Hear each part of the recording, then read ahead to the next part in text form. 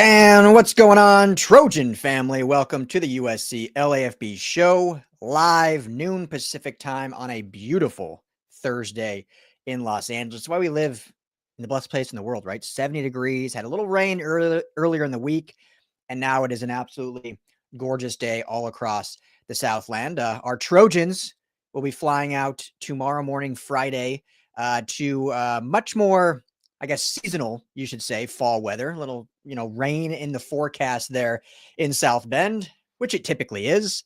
I was there 2 years ago for that blowout loss at the hands of the Fighting Irish, and it was a pretty miserable, cold, rainy evening in Indiana. So it might be much of the same, but hopefully a better outcome for our Trojans. Thank you all for joining. Like I said, this is the USC LAFB show live. I'm your host, Ryan Dyrud. Great show for you today as we preview this massive game, this massive rivalry game. I'll do a little recap of Lincoln Riley's press conference. I was just on that less than an hour ago on his weekly Zoom press conference. So, not a ton to get into there, but a little bit of there. Some midseason awards. We'll recap that real quickly. Some All-Americans on the watch list. Recap that. And then we'll just dive into this game. So much to get into with this game. 2 top 25 opponents. I ranted last episode about my disdain for the AP poll. But for the purpose of ease of rankings, this is a top 25 matchup between these two squads. So, let's just get into it. Hope everyone's doing fantastic. Thank you all for hanging out with me. As always, every Tuesday and Thursday, noon Pacific time, right here on the USC LAFB YouTube channel. Hit that like and subscribe button if you haven't. That certainly helps us out. Hit that bell notification so you get notified whenever we go live. We're live 4 days a week now. Mondays and Wednesdays, 7 p.m. call-in show. Tuesdays and Thursdays with myself right here at noon. And then actually 5 days a week. So we do a post-game either Saturday after the game if it's a day game or Sunday morning, 9 a.m. Pacific if it is a late night game. We'll see about this Notre Dame game, what we'll do. I was planning on being there and unfortunately will not be able to make it. Tim Prangley will be there on the ground, boots on the turf, underneath Touchdown Jesus, taking some great photos of this great matchup. So he will be there, but I will be here in Los Angeles. So maybe we'll see how the game goes. Maybe we'll go live right after. If not, we'll be at 9 a.m. on Sunday, but we'll keep you guys all posted on that. All right, so Lincoln Riley press conference. Not a ton to get into with that. I did a big injury report. I'll do a final injury report tomorrow. So we did not get any injury news today, any additional, but obviously, as I've been reporting, they'll have 4 running backs in Notre Dame with King Miller, Brian Jackson's good to go, and both freshmen, Harry Dalton and Riley Wormley will be there. So they actually have more depth at running back in this game than they did last week against Michigan, only dressed 3 last week. So they'll have the additional 4th back, obviously less experience and probably a drop-off in talent and skill when you look at losing both your 2 starters. I think there's a ton of excitement around King Miller, rightfully so. He has looked fantastic. And obviously, I think Brian Jackson is a very good running back when he can be healthy. We just haven't seen him featured enough. But there's no denying losing Wayman Jordan and Eli Sanders is a massive loss. So we'll get into that more in the preview. But no real updates injury-wise from this. Elijah Page practiced this week, but we do not know for sure if he'll be good to go or not. So I'll talk about the preview, what we look for in this offensive line. Obviously, getting Page back would be a huge get, but don't know for sure. We haven't heard any updates. I'll see if I get anything more tomorrow as the team departs tomorrow morning for South Bend. So I guess going on those injuries, Coach Riley asked about, with all this has happened, has that kind of changed his mentality as a play caller when you're, funneling out guys in and out on the offensive line? Obviously, there's been receiver injuries with Jacoby Lane missing time. And then even the depth there with Prince Strawn and Zacharias Williams, who's probably done for the year. So what has looked like as a play caller in terms of, maybe changing things based on personnel. And he said, I'm paraphrasing, obviously. He said, obviously you have to look at things from a talent perspective or what certain guys can do. Like no one else can do what Jacoby Lane does, right? There are certain, and that doesn't mean other guys are less talented. They just may not have the same skill set that those guys have. So certainly you have to look at that, but he was very confident in the depth think that's proven itself. King Miller, point in case. So the one I'm curious to see is what this receiver room can look like behind Lemon and Lane. Tanuk Hines has flashed. He's going to be a really talented receiver. He already is really talented. He's going to be a really important receiver for this program moving forward. But how involved will he continue to be? Had that unfortunate drop last week that kind of ended up stalling a drive that was moving. I think that was the same drive that ended up kicking that 54-yard field goal, so still got points out of it. But unfortunate drop, it happens, especially as a true freshman, big moment. How does he bounce back from that? How involved is he after that? I asked about Prince Strawn last week to Coach Riley, and he said, he had a high ankle sprain, so he hasn't been on the injury report because he's been healthy enough to dress, but just has not been 100%. He's close. Is this the week we see him get more reps?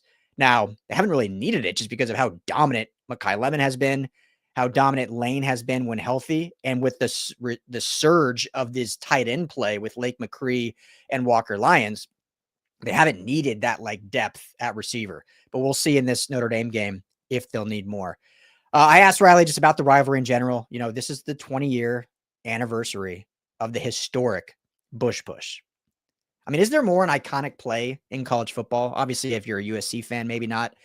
Other fans would obviously look at, across their history. But Bush Push has to be up there, top 10 all time in college football, I would think. Maybe there's some bias coming from this side, but I would think it's up there for sure. So just asked him, 20 years ago, Lincoln Riley was a student assistant for Coach Leach at Texas Tech. Had just finished his playing career, quarterback for Texas Tech, and then got into the coaching ranks, student assistant, worked his way up to graduate assistant, then to wide receiver coach, then goes over to East Carolina. Just asked him about the play, what it meant to him, and, very, well thought out answer. It's a historical, iconic play. It means so much to this program, and it means so much to college football. So hopefully we'll see a Miller, a King Ping or something, if you will. King Miller pushing Maava, well, not pushing, but aiding Maava into the end zone on this one in what would hopefully be a big USC victory. So we shall see on that. Quickly, some awards, right? So Makai Lemon, Bishop Fitzgerald, and Wayman Jordan all named midseason All-Americans from Sporting News. So hats off, well-deserved by all three of those guys. Makai Lemon, obviously, I think he's the best receiver in the country. You could make the argument Jeremiah Smith. I did a whole episode on that before. You're kind of looking at, it's a debate, right? I think Makai Lemon, for what he is, what he's done, I think he's the best receiver in the country. And he will be the first receiver taken in this year's draft. I'm putting my stamp down on that. If he isn't, and I've said this before, it's because GMs or the powers that be in the NFL will overthink it and go for a guy that maybe has higher ceiling in terms of intangibles, but those don't always translate and those don't always mean more. Makai Lemon is the best receiver in this draft as of right now, and he's proving it every week. Bishop Fitzgerald, of the transfers this year, there's no argument. He's the top transfer, right? I'm trying to think. Wayman Jordan, who technically wouldn't be a transfer, he'd be a commit because it comes from the JUCO ranks. So you could maybe argue him. Eli Sanders has obviously been impactful before he was injured. You could look at a few, but I think it's pretty obvious that Bishop Fitzgerald, 5 interceptions and being named as a midseason All-American. Bishop Fitzgerald's probably been he has been the most impactful transfer for this team, and is very meaningful to this back end of the secondary. So, and then Wayman Jordan, again, such a shame, 4 to 6 weeks out, which essentially is the rest of the season. So that is unfortunate. Bishop Fitzgerald was also named a Lot Impact Trophy Player of the Week. So not going to touch on Michigan much more. We're past that. It's Thursday, but another accolade there, as King Miller got 4 accolades on there. I think King was also, I talked last week, but after the show, or not last week, I talked on Tuesday, but after the show, King was named also to the Sean Alexander Freshman of the Week as well. So, and then I think these last two are probably the most important. So the offensive line was named to the Joe Moore Award Mid-Season Honor Roll, which is the Joe Moore Award is the most outstanding offensive line in college football. This one I think has maybe the most meaning. And again, these awards, and we'll get past this quickly, but this offensive line unit was a group that had the most questions coming into the season. Them and Jade Mayava. By far and away, myself, Tim, Madman, Coach, Colin Cowherd, Matt Leiner, you name it. Every analyst out there in the space, it was this team is going to go as far as this offensive line and Jade Mayava have progressed this offseason. And the offensive line, with all their unfortunate happenings, with all their injuries, has not only not flinched, but has far and away exceeded all expectations that they had coming into this season. I mean, you think about the fact that, okay, let's just go down the timeline here quickly. Emmanuel Pregnon, and I'm not going to, he did what he thought was best for him. This is not any hate, but during the practices of the bowl game, locked in with USC, there was zero indication he was leaving. Coach Hansen had transitioned at that point to the offensive line coach. He spoke about him at practice, about how good of a coach he was, how excited he was to play with him for a year. He played in the bowl game at Texas A&M. So you thought on this offensive line, okay, great. You got Page coming back.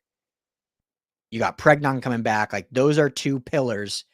And then you got to figure out, obviously, the other. And then Alani Noah, who was the starter all year. I know he needed some development, but you had three returning starters, essentially, and then figure out center and right tackle. Well, then Pregnon shocks the world, enters the portal at the midnight hour, commits into Oregon, yada, yada, yada. So then USC goes to the portal and gets DJ Wingfield as the Pregnon replacement. Big body, athletic, talented, older guy, obviously, as we now know, from Purdue. This was going to be seen as the Pregnon replacement at left guard. Well, then that whole saga of the NCAA and eligibility and whatever, he ends up getting denied eligibility. Out. Heartbreaks for the kid. He missed out on the draft, all this NFL stuff. That whole story is just unfortunate. But then you look at USC. They brought in John Ray Reed, who was the expected starting center. And then it was like a lot of unknown. How did the guys develop that they had recruited prior to that? And so then we go into fall camp, and it's like, okay, we know Elijah Page is your starting left tackle. He's the best lineman on this team. We know, or we thought we knew, John Ray Reed would be your starting center. We had an assumption that Alani Noah would continue his role as starting right guard. And then it was, okay, how does everything else funnel in between left guard and right tackle? Early indications were, okay, great. Tobias Raymond, right tackle. That was the plan all along. And then at left guard was the big question, right? Was it going to be Micah Benuelos? Were they going to move some things around? Yada, yada, yada. So then we know, obviously, they end up moving Tobias Raymond to left guard, and young Justin Tanow ends up being your right tackle. There's a lot of questions about that. Is this the right decision? Offensive line looked great, fantastic. A lot of growth. Killian O'Connor ends up winning the starting center job, which was met with a lot of criticism. He looked fantastic. Great leader of the defense, or great leader of the offense. Well, then you have Page go down. You have Killian O'Connor go down. You sub in John Ray Reed. You move Tobias Raymond from left guard to right tackle. You move Tanow from right tackle to left tackle, and you insert Micah Benuelos into left guard. And the unit has not missed a beat. Credit Lincoln Riley also for the play calling against Michigan. It was quick. It was decisive. It was effective. We'll have to see more of that against Notre Dame, that has a good defensive front, missing some players, but has a good defensive front that wants to punch you in the mouth. So how does this offensive line, with Elijah Page or not, respond to that? So huge hats off to Zach Hansen, offensive line coach, Lincoln Riley, all the powers that be, for what this offensive line as a unit has been so far this season. Well-deserved Joe Moore midseason honor roll. And finally, Coach Riley, named to the Bear Bryant Coach of the Year watch list. It's kind of surprising. I mean, I don't know if it's surprising, but you thought he would have maybe been named to that preseason. But I think based on how the last 2 years went, that's why he wasn't. In my opinion, I would have, because that, if you have a jump from that year to this year, which is why he's on it now, sitting at 5-1, ranked top 20. So I've always been a believer in Riley. Obviously, there's been mistakes made. Obviously, there's been issues throughout his tenure. Obviously, it hasn't been at the speed that everyone wanted. This game is one of those statement games that can truly show his coaching prowess if they're able to get this win. And this now segues perfectly into the game preview. And before we do that, my friends, let's give a quick shout out to our friends over at Sleeper. How's that for segues? Number one sports app right now in the App Store or Google Play. Download Sleeper. If you're listening on audio, Sleeper, easy to spell. When you go to download it, go to make your first deposit. Make sure to use our promo code USC LAFB, all one word, USC LAFB. You're going to get a match bonus up to $100 on that first deposit. You don't have to do $100. You can do $10. They'll match you $10 to play with. And right now, you get a free $20 entry, no deposit needed. So if you don't want to deposit, but you can stack these deals, so you can deposit and get the match bonus and get the free 20. Or if you want to sign up, it's your first time signing up, you can just get the free 20 to test it out. And you might be asking, well, what do I need a deposit for? Season-long fantasy league, which I use Sleeper for. It's fantastic.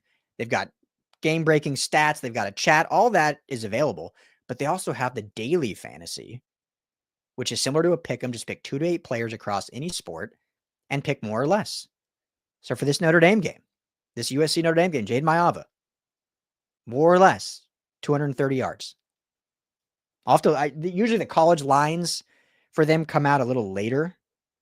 So I'm curious. Let's see here. Let's do this. See if we can do this in real time. So Sleeper app just looks like that. Easy, intuitive. I use it for all my season long. I think it's the best fantasy app, so I think it's way better than ESPN and all those. All right, so let's see here. Obviously, NFL, baseball. I mean, Dodgers, 3 p.m. Another baseball does it so backwards. They're wondering why. I think they've gotten a little growth back, but a 3 p.m. Pacific time, local time start for an NLCS game, mind-blowing to me. But if you want to pick on that game, go to Sleeper. You got a couple hours here, 3 hours left or so. Okay, here we go. USC Notre Dame. So it looks, if you can see my screen, looks kind of like that. All right, so they got Mayava. Or here we go. Makai Lemon, 85.5 receiving yards, more or less. I mean, I love the more on that. Let's just do this in real time real quick. We'll make a quick card. Do this fast. Jeremiah Love, 92.5 rushing yards. Does SC's defense keep Love under 100? We'll go Homer today. We'll say yes. Lake McCree, more or less 25.5 receiving yards. I love the more on that. I mean, they're going heavy in the tight ends, which you got to love. Brian Jackson, anytime touchdown. Love that. He's your goal line dude. That gives you great odds there. So yeah, just pick that. Got to pick 2 minimum, 8 max. You can win some real money. Have some fun. USC LAFB is the promo code. All right. Quickly, Notre Dame injuries. Their starting center, Ashton Craig, is out for the season. It's a big loss. Notre Dame predicates their brand of football on the trenches, right? They've got some solid skill players, which I'll get to, but it's predicated on the trenches and running the rock. So missing a center like Ashton Craig is going to be critical. Their backup center, I believe, is a redshirt sophomore, I believe. So we'll see what that looks like. We saw, in Michigan, we saw Jakeem Stewart play some zero tech, lined up right over the center. I'm curious how much we'll see that versus Silver and Devin Tompkins. I think this defensive line is so versatile, which Coach Henne, I've talked to him before about it, being able to move guys all over this defensive line. And, sometimes Jakeem's been at 3 tech.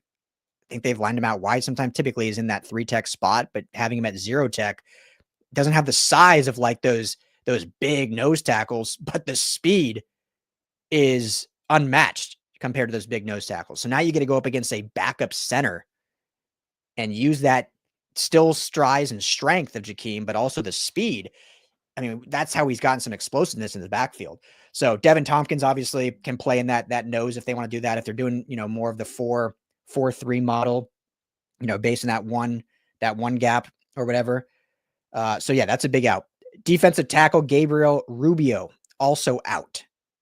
Another big one. Edge Logan Thomas also out. So as of now, those are their three kind of premier guys out. I mean, those are big losses for Notre Dame.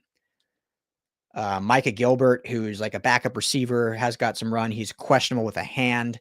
So we'll see what that looks like in that. But those three guys out is certainly quality players that Notre Dame will be missing in this one.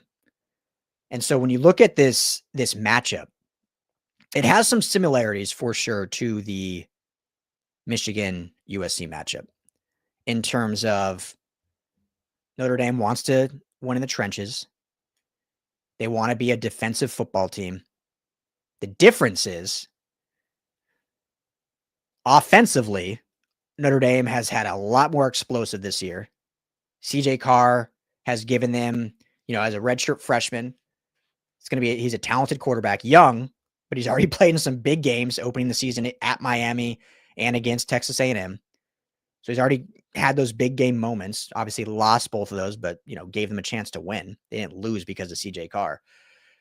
Has a big arm, can certainly unload it. They've got some talent at the wide receiver position, but obviously where they get a lot of their explosives in this running game. When you look at Jeremiah Love and when you look at Jadarian Price, probably the two best running backs in the country when you look at 1-2 punch.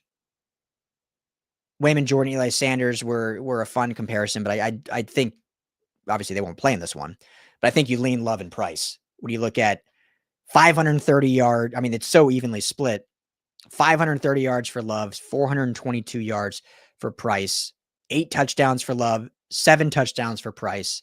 Love with a 5.3 yard per carry average, Price with a 6.7. Love with a 46, his longest run of the season is 46 yards. Price's is 49. So explosion from the running back room. So what's different about this game versus Michigan is with Michigan, if you could shut down the run, we all knew, and we did this in the preview, like if you could shut down the run and force Bryce Underwood to beat you, we liked our odds. Even with how the secondary has looked through the year, Michigan's passing offense has been nothing to write home about. So those odds, if you could slow down their running game, the odds were in USC's favor. And they did that and dominated. What makes Notre Dame more challenging is, first and foremost, you need to slow down the running game, but they can beat you through the air. CJ Carr has proven that they can be effective in the air. They're not an incompetent passing offense. And while their total offense is 465 yards per game versus USC's 552 yards per game, so nearly a 100-yard difference, you got to take into account some of the competition they've played. Now, obviously Miami and Texas A&M were great competition, but let's not sit here and pretend like NC State with what are they, 100th ranked defense or in that range is all of a sudden some like power football team they've played. Arkansas, Boise State, Purdue as well. So, you could say they've played a marginally tougher schedule than USC, but I wouldn't say they've played like some dominant, and they've lost both of them, right? They're 4-2. So it's not like they're 6-0 with 2 wins over those. So those making the argument like, well, they've played tougher opponents and they lost. So great. But this offense is much better than Michigan. I don't think there's any doubt about that. Just looking at some of the key metrics here, when you just look at passing offense, and we're going kind of USC defense versus Notre Dame offense. So Notre Dame throws for 292.8 yards per game. They have a 67.5% completion percentage, 13 touchdowns, 3 picks. Not as explosive in the passing game as they are in the running game. So they rely on, balanced attack, which is what USC did such a great job against Michigan. Notre Dame's offense is a balanced attack, rely a lot on the play action to open things up. So they kind of lull you with that run game, then lull you with the short passing game, and then try to break one after that. USC's defense we've seen, a little bit vulnerable against broken plays, big plays. Even last week in a much more sound game, I mean, honestly, I think a great defensive game, still had that one play, right? Carlos Nicholson, it was like a cover two, just kind of was peeking too much into the backfield, out of position. Under was able to hit Marsh over the top, and then I think it was Fitzgerald. One of the safeties wasn't able to make the tackle, and you go for a 64 or so yard touchdown. That didn't kill you because you were up 3 scores at that point or whatever. You can't let that happen against Notre Dame. Not in this game, not on the road, not in the rain. So while the defense was great overall, still had some mistakes that they were able to work out. Can't let that happen in this one. Up against this Notre Dame offense, led by 2 of the best backs in the country and a very talented quarterback, young quarterback, who they're going to, face for the next 2 to 3 years. Let's see this here. Giovanni Tejada, what's up? Defense should run the 4-3 again, but Notre Dame can pass and will probably run 11 personnel more often than we have seen them do before. It's a great point, Giovanni. We talked to Coach Lynn yesterday at practice, kind of about Eric Gentry and his role kind of in that nickel spot.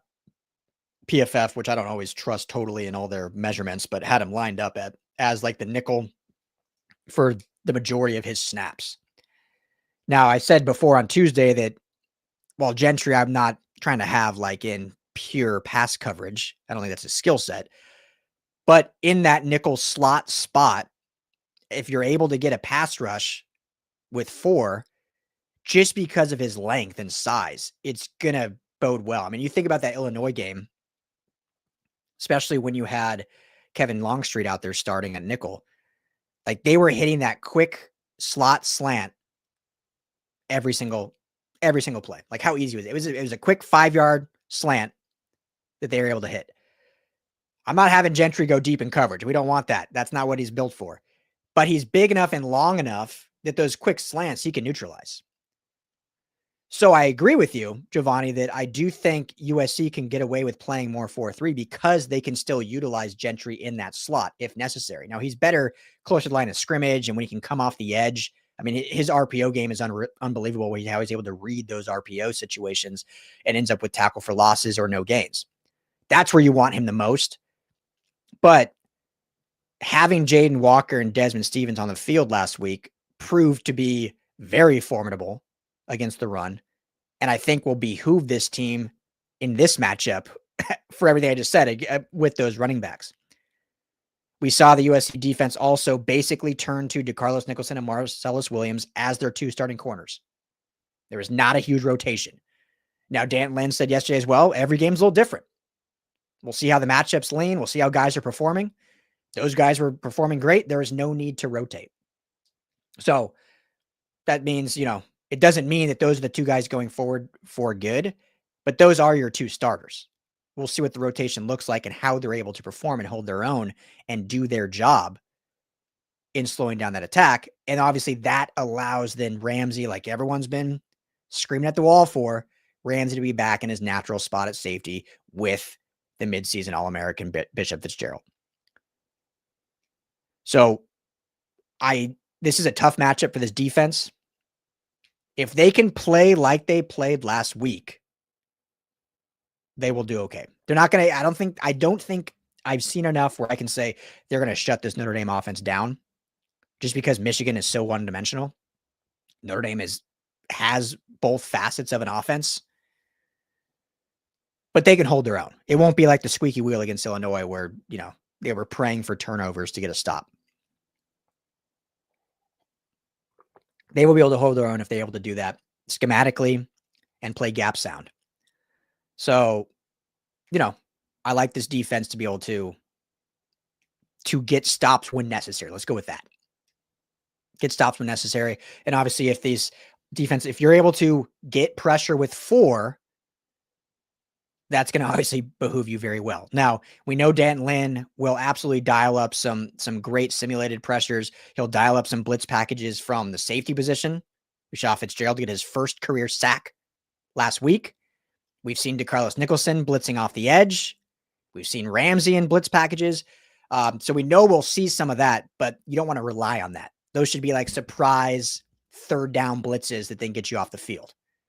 So hopefully this defensive front with Devin Tompkins, with obviously Cam Crawford, Anthony Lucas, Braylon Shelby, with the rotation of Jakeem Stewart and Keyshawn Silver. We'll see Carlin Jones some, because obviously Floyd Bicard is going to be out for the next few weeks. So we'll see Carlin Jones, the redshirt freshman. So what kind of pressure can they surmount with just 4? Now we flip over to USC's offense versus Notre Dame defense. What's up, Jake? Fitzgerald is I'm guessing, beast. Bro, I hope he gets 2 more interceptions. The whole word all week was, hey, he's just in the right place. Not just, but he's in the right place at the right time, which as a safety is what you need to be. Because you're typically not in man coverage as a safety. Be in your spot, be where you're supposed to be, reading the eyes of the quarterback, reading the defense.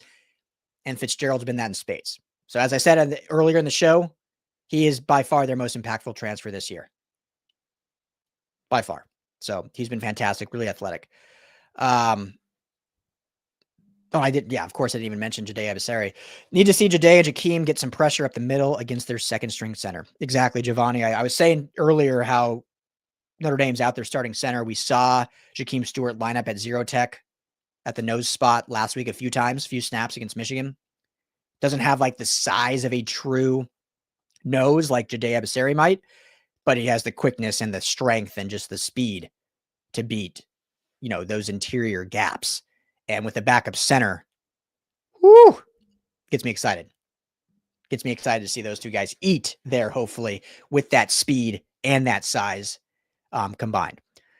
So looking at offensively versus Notre Dame defense, this is not as good of a Notre Dame defense as we've seen in years past with Coach Freeman, right? Still a solid unit, but is definitely not as good as we've seen. Let's see here. Looking at some of these statistics. So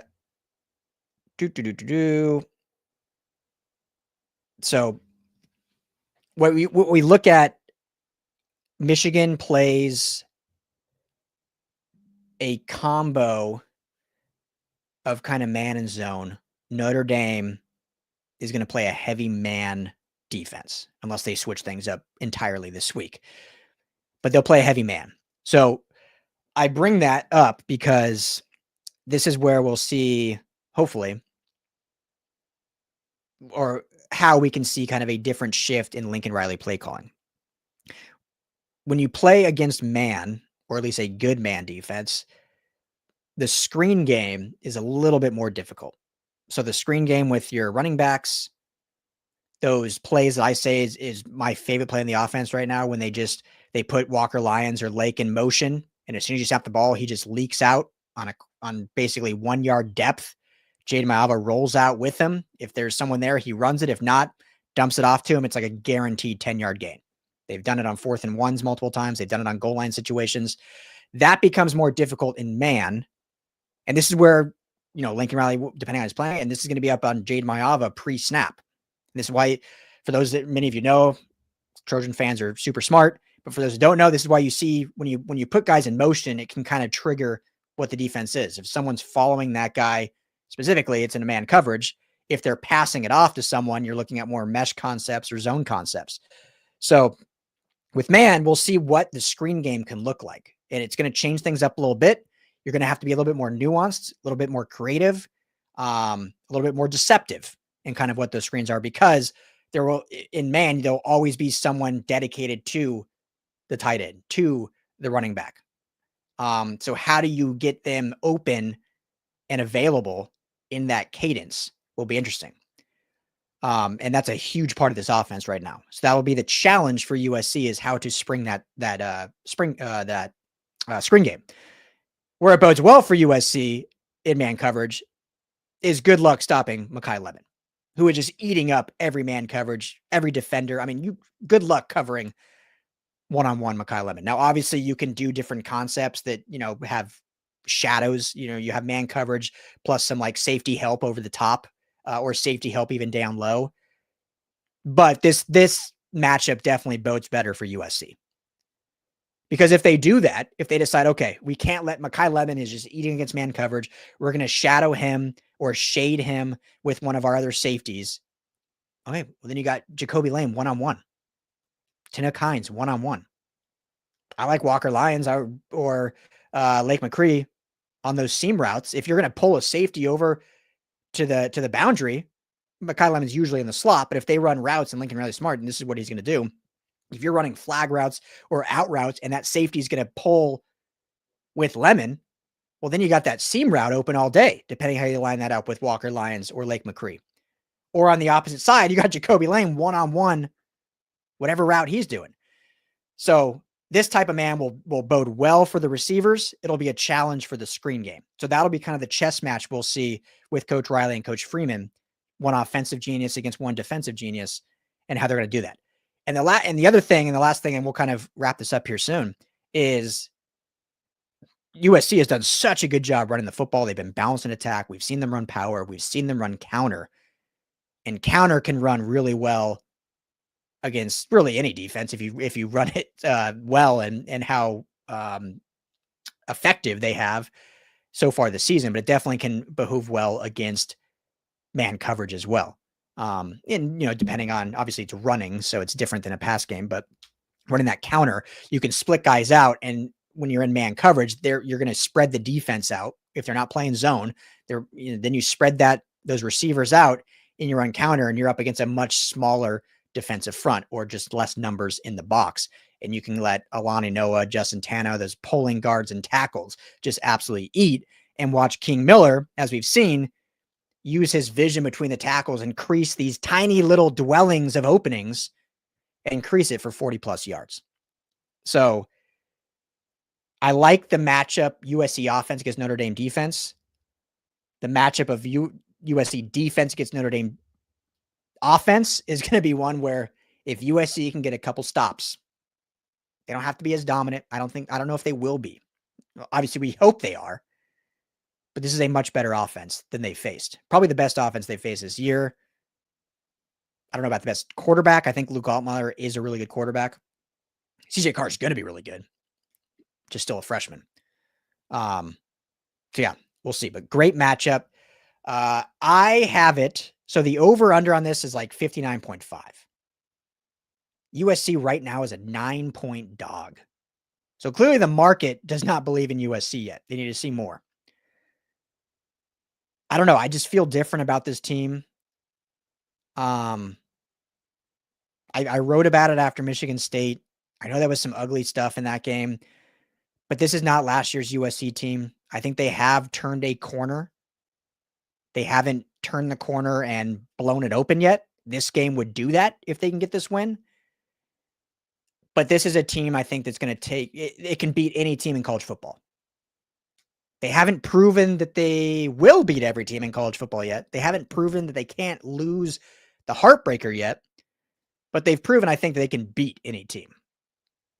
So I'm going to take USC in this one. I think there's just a lot of momentum in the program right now. I think because of how good the run game has been, and again, this is going to be the challenge. Because as good as King Miller looked, not as good as he looked, as good as he was, as dominant as he was, as big as getting Brian Jackson is, Notre Dame has tape on him now. Like King Miller had played some reps, but Michigan was fully preparing for Wayman Jordan and Eli Sanders.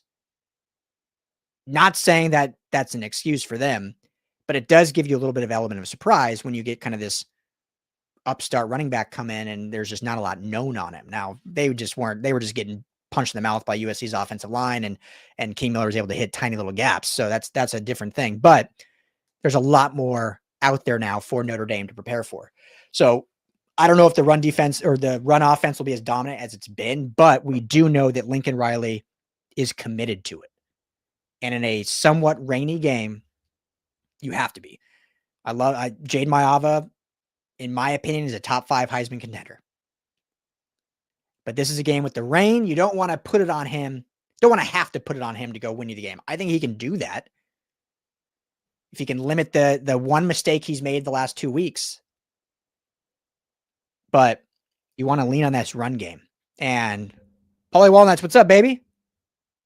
Hope you're doing well. Harry Dalton with a bunch of victory signs. I love Harry Dalton.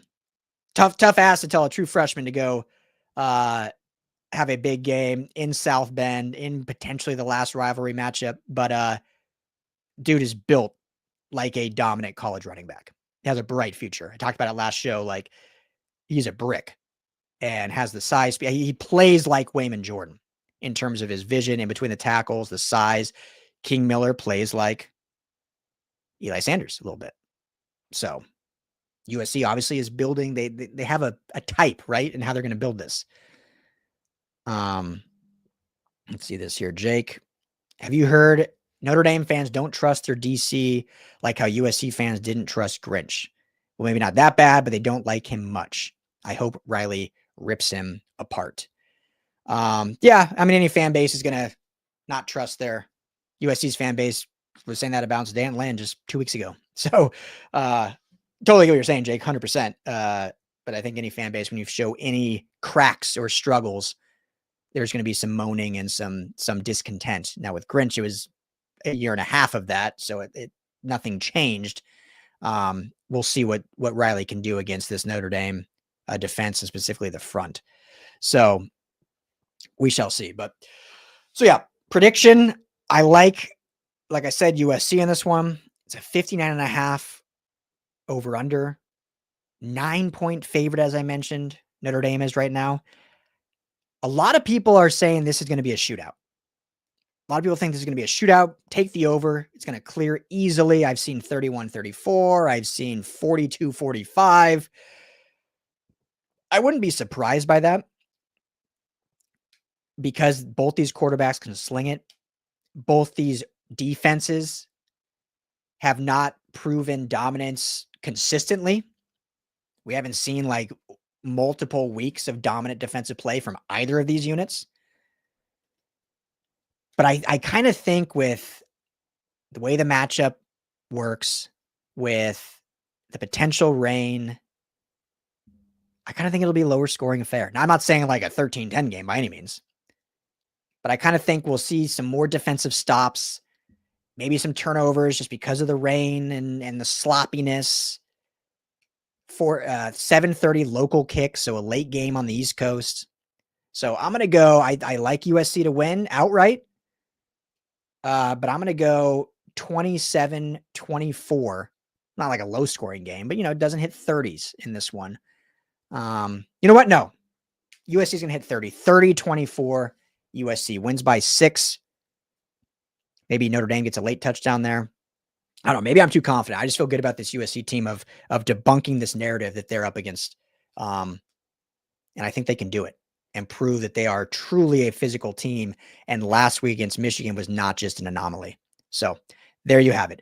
Thank you, everyone, for hanging out on this preview show. Beautiful Thursday, USC LAFB. If you haven't already, hit that like and subscribe button. Helps us out a ton. Be back all weekend. Plenty of coverage over at LAFBnetwork.com.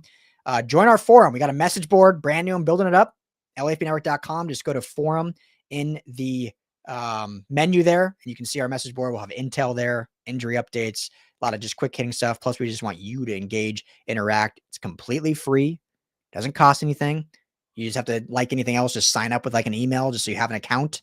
It doesn't cost anything. So check out that. We got merch available. You can find it right here on the channel or at LAFBnetwork.com. Just go to the shop button. Plenty of USC merch, plus other Dodgers. Got a great Shohei shirt. Again, Dodgers playing in 2 hours now. Got a Lakers shirt. So check out that and become a member. You can sign up for a membership right here on the USC LFB channel or at lafbnetwork.com. Join our community. It helps us out a ton. Plus, we're going to donate part of those proceeds to help youth sports initiatives right here in Los Angeles. So you're getting great content. You're helping the team out at LAFB. Plus, you're helping youth sports here in LA. You guys rock. This is fun. I'm loving doing this midday show bi-week or 2 days a week.